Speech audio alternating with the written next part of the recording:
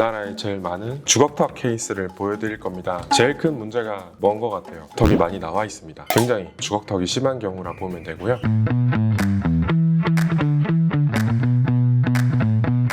안녕하세요. 얼굴뼈 주민센터 여러분, 정승호 원장입니다. 오늘은 양악 수술 하는 방법을 3D로 직접 보여드리려고 영상을 제작하게 되었습니다. 분석하는 방법은 여러 가지가 있는데요. 정면 엑스레이, 측면 엑스레이, 또 파노라마 엑스레이나 이런 것들을 직접 뽑아서 그림을 그려서 진단을 하는 방법도 있을 거고, 요즘은 3D로 많이 분석을 합니다. 실질적으로 분석을 할 때 직관적으로 이렇게 위턱을 움직이는구나, 아래턱을 움직이는구나, 이런 식으로 얼굴뼈를 움직여서 진단을 하는구나 라는 걸 보여드릴까 합니다. 어려운 내용은 전혀 없고 그냥 직관적으로 뼈가 움직이는 과정을 같이 보시면 될 것 같습니다. 케이스는 누가 봐도 수술을 해야겠다 하는 케이스 위주로 몇 가지를 보여드릴까 합니다. 첫 번째 케이스는 우리나라에 제일 많은 주걱턱 케이스를 보여드릴 겁니다. 저희 병원에서 수술한 환자 케이스고요. 화면을 보시면 지금 현재 환자의 수술 전 상태입니다. 측면에서 보면은 제일 큰 문제가 뭔 것 같아요? 턱이 많이 나와 있습니다. 굉장히 주걱턱이 심한 경우라 보면 되고요. 또 보이는 거는 옆에서 봤을 때 위턱이 꺼져 보이는 부분도 있습니다. 그래서 수술 방향을 위턱을 빼고 아래턱을 넣는 쪽으로 수술이 돼야 될 것 같고, 정면에서 보면 저희가 이렇게 자를 한번 그어볼게요. 치아의 중심선이 오른쪽으로 와 있습니다. 아래쪽으로 봤을 때 아래턱을 이루는 아치형의 형태가 오른쪽으로 치우쳐져 있는 양상이 보입니다. 이거를 우리가 수술로 어느 정도 턱을 넣겠다라는 걸 먼저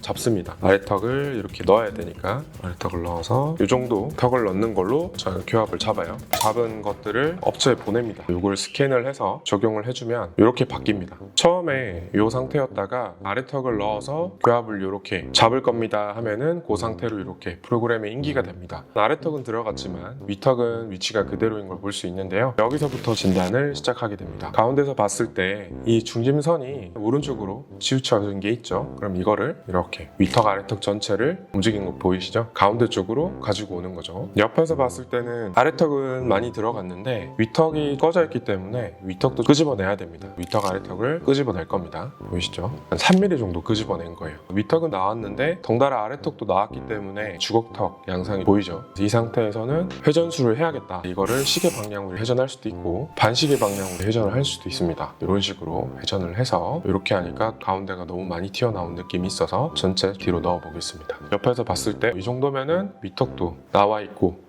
아래턱도 수술 전에 비해서 많이 바뀌었다, 이런 식으로 분석을 합니다. 옆에서나 정면에서나 2D로 분석할 때도 다 할 수 있던 부분이에요. 3D의 장점을 보면 아래턱, 아래쪽에서 봤을 때는 아래턱의 아치 형태가 가운데 선을 기준으로 봤을 때 여전히 비대칭이 많이 남아있죠. 이거를 더 수정을 해볼 겁니다. 위턱은 어느 정도 대칭이 맞는 걸 볼 수 있고 아래턱이 유독 심하죠. 이럴 경우에는 저희가 처음에 잡았던 교합을 바꿔야 되는 경우예요. 2D 방법이나 그럴 경우에는 교합을 바꾸기가 쉽지 않지만 이렇게 3D로 분석하면 교합을 바꿀 수가 있습니다. 위턱은 그대로 두고 아래턱만 회전을 해볼 건데요. 여기서 아래턱을 환자분 기준으로 왼쪽으로 이렇게 이동을 시켜 볼 겁니다. 아래턱만 이렇게 시계 방향으로 틀어보는 거죠. 이런 식으로 대칭에 맞게끔입니다. 이 구멍이 신경이 나오는 구멍인데 비대칭하게 나오는 걸 볼 수 있어요. 이거를 기준 삼아서 정면에서 봤을 때도 반시계 방향으로 틀어줍니다. 조금 더 잘 맞아진 것 같아요. 옆에서 봤을 때, 아래에서 봤을 때, 정면에서 봤을 때 이 정도면 되겠다 한다면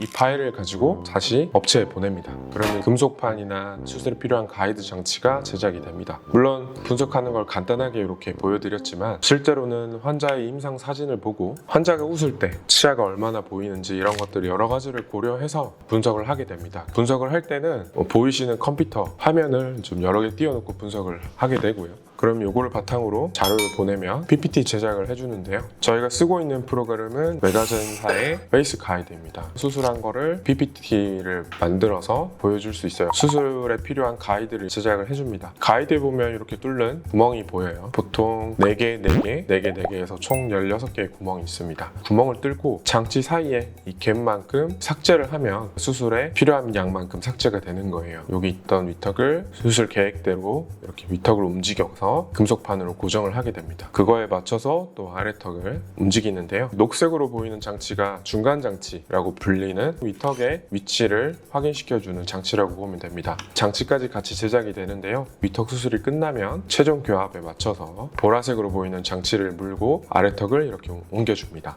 여기서 아래턱을 이렇게 넣어요. 이렇게 하면은 치아끼리 안 물리는데 너무 많이 들어간 거 아니에요 할 수 있는데, 이 환자는 치아 개수도 많이 부족하고 교합 자체도 굉장히 불량한 상태이기 때문에 먼저 교합을 잡아서 수술한 다음에 누워있는 이 치아를 입술 쪽으로 조금 기울여 줄 거기 때문에 이렇게 수술을 했던 케이스입니다. 수술 전후를 중첩을 하면 이렇게 보이고요. 이런 거를 계측을 하면 환자분한테도 어느 정도 몇 미리 정도 들어가고 나온 거를 보여드리기도 하고 이렇게 설계도를 보여드리기도 합니다. 그래서 빨간 부분이 삭제가 된다라는 거를 밀리미터로 보여주고 있고요. 위턱의 뒷부분이 얼마나 삭제해야 된다, 이것도 보시면 나와 있어요. 이상 얼굴뼈 센터의 정승우 원장이었습니다. 감사합니다.